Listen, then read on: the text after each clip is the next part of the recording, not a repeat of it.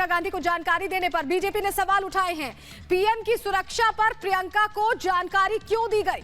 प्रियंका वाड्रा को मौजूदा मुख्यमंत्री ने पीएम की सुरक्षा की जानकारी दी थी और इस पर सवाल संबित पात्रा ने भी किया। अमित मालवीय भी इससे पहले सवाल उठा चुके हैं। प्रियंका के पास कौन सा संवैधानिक पद है और कौन है प्रियंका जिन्हें पीएम की सुरक्षा के संबंध में जानकारी दी जा रही है? चन्नी साहब, सच्चा रहो, तुमने उनसे कहा होगा काम हो गया सी, आपने जो बोला था वो हो गया, ये बात संबित पात्रा ने कही।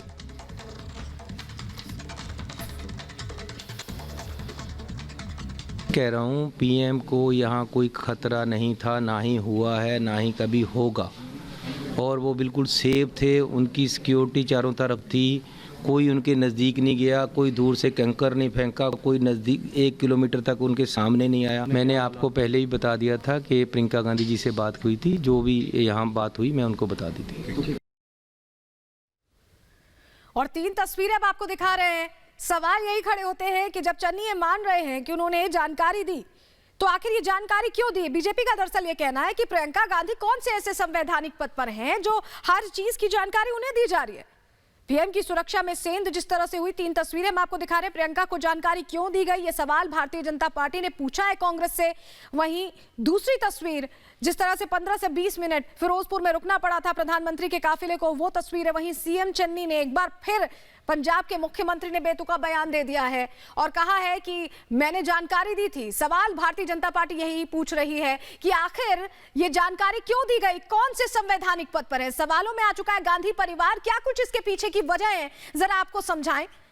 प्रियंका ने सुरक्षा में सेन की जानकारी क्या मांगी थी, सीएम चन्नी ने प्रियंका को जानकारी आखिर क्यों दी, ये तमाम सवाल हैं। हमारे साथ बीजेपी नेता शहजाद पूनावाला जुड़ गए। शहजाद, ये जिस तरह से सामने आ गया है साफ तौर पर, चन्नी ये कह रहे हैं कि उन्होंने प्रियंका गांधी को जानकारी दी, सोनिया गांधी को जानकारी दी। सवाल आप लोगों की तरफ से ये पूछा जा रहा है कि क्या किसी संवैधानिक पद पर है? देखिए, ये बहुत बड़ा एक ओथ ऑफ सीक्रेसी का और संवैधानिक प्रक्रियाओं का उल्लंघन है। एक बैठे हुए मुख्यमंत्री, एक सिटिंग चीफ मिनिस्टर किस प्रकार से एक अनइलेक्टेड व्यक्ति को, और वो भी जो कोई कॉन्स्टिट्यूशनल पोस्ट पर नहीं है, ना कि वो पार्टी की अध्यक्षा है, ना कि वो पार्टी की जनरल सेक्रेटरी इंचार्ज पंजाब है, उससे किस आधार पर वो राष्ट्रीय सुरक्षा से जुड़े हुए मामले को डाइवर्ज कर रहे हैं। हम ये मांग करते हैं कि उन्होंने क्या क्या बताया प्रियंका वाड्रा को, ये बताया जाए, क्योंकि अभी सुप्रीम कोर्ट की जांच, निगरानी में जांच भी चल रही है।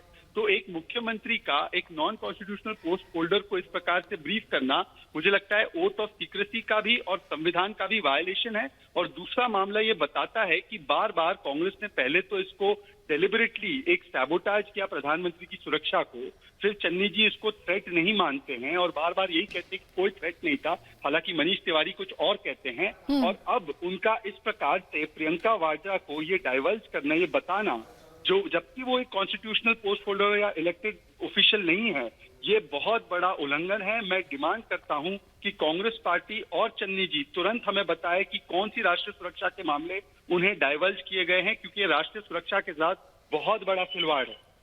बिल्कुल, बहुत शुक्रिया शहजाद पूनावाला जुड़ने के लिए।